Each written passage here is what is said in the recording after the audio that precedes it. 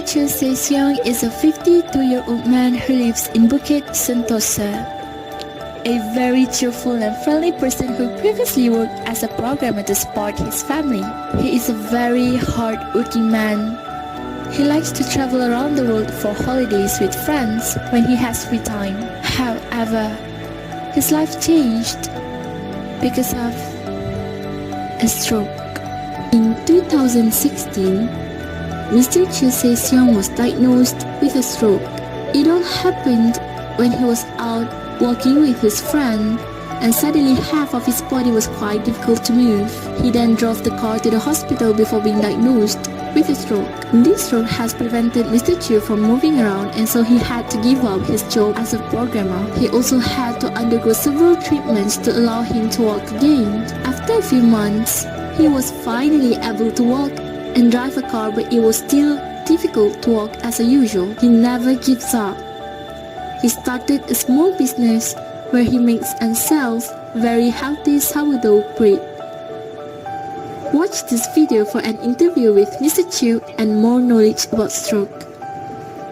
Enjoy!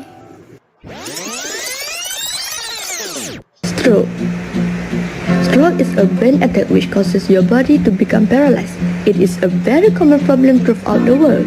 Everyone in 6 men and everyone in 5 women is at risk for developing stroke. It is the second highest cause of death and the highest cause of disability in the world. What happens in a stroke? In about 80% of cases, stroke is due to blockage of blood vessel and brain due to blood clot. In 20% of cases, stroke is due to rupture of blood vessel and brain. In both cases, parts of affected brain suddenly stop working. What causes stroke? There are many causes. Most important causes high blood pressure, especially long-standing and uncontrolled high blood pressure. Diabetes, high cholesterol and heart disease are also an important risk factor. Another important risk factor is tobacco in the form of cigarette, shisha, or even chewing tobacco. These factors over a period of time affect blood vessels of brain, ending up in either blockage or rupture of them. How do we identify stroke?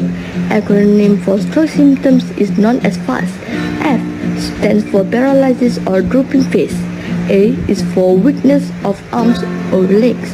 S represents slurring of speech and inability to speak. If anyone develops one or more of these symptoms, suddenly they probably had a stroke. T stands for time, means you have to rush to emergency because in stroke, time is brain. If you lose time, you are going to lose brain. What to do if someone has a stroke? Take patient to emergency room as soon as possible. An urgent CT scan is needed to find out if it is due to a blood clot or rupture of a blood vessel or brain hemorrhage. If it's due to a blood clot, patient may benefit from a clot-busting drug called TPA. This medicine can only be given within 4 to 5 hours. Patient needs to be admitted in hospital, preferably in a stroke care unit. Blood pressure control and prevention of complications like pneumonia are mandatory. Long-term care stroke patient requires a long time to recover, usually months, and have a chance of recurrence of stroke. Long-term care requires daily medication prescribed by doctors, abstinence from smoking or tobacco, rehabilitation, and regular exercise. Some patients may require surgery of brain or blood vessel. Take-home message stroke is preventable if risk factors are controlled, especially high blood pressure. Stroke is treatable. Most people can go back to work with correct treatment.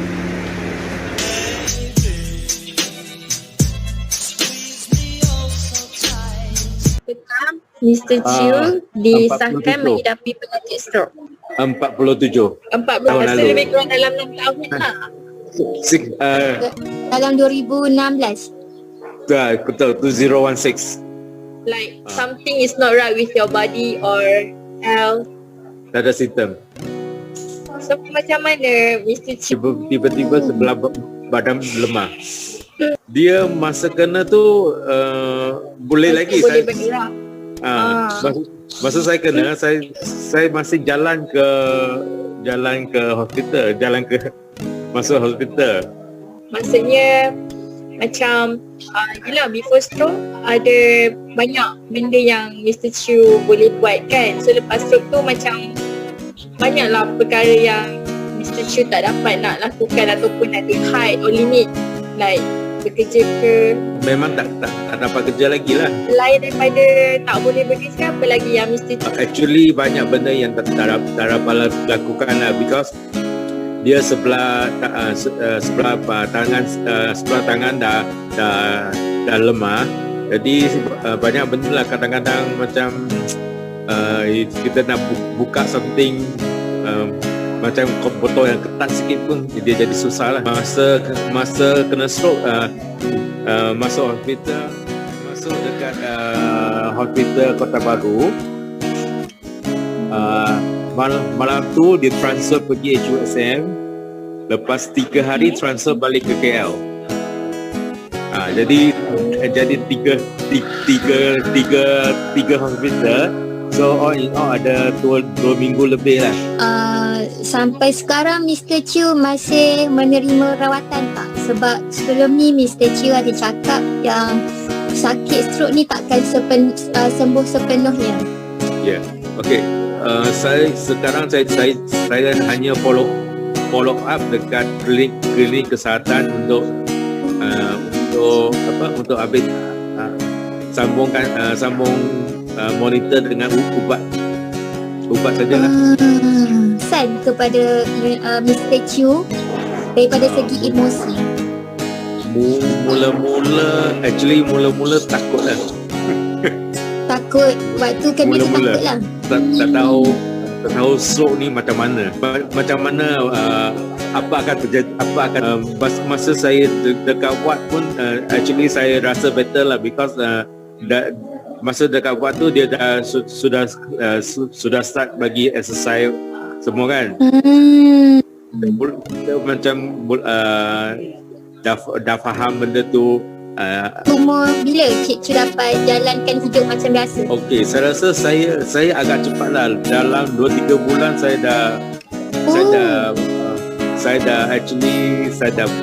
boleh berjalan, dah boleh berjalan lah.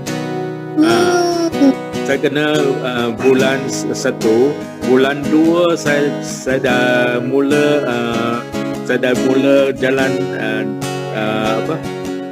tanpa tongkat. Oh, Cik Chew menjalani kemoterapi untuk berjalan balik macam tu. Okey, faham. Saya ada buat acupuncture, saya ada buat physio dengan macam Cik Chew. Apa yang nasihat yang Cik Chew boleh bagi dekat diorang? Okey, benda ni actually dia depend on dia punya kecederaan. Sebab dia benda ni dia berlaku dalam sel otak. Jadi banyak benda yang mungkin boleh macam kita tak boleh compare satu pesakit dengan pesakit lain. So dia depend on dia punya kondisi kecederaan dia, dan kalau sel otak lain boleh ambil alih tugas yang sudah rosak tu, then dia boleh recover better. Susah nak cakap, kita tak boleh cakap benda ni boleh baik. So kita hanya boleh usaha sajalah. Terima kasih Universiti, UPNM dan murid-murid Universiti, UPNM dan pelajar. Semoga berjaya dengan cemerlang.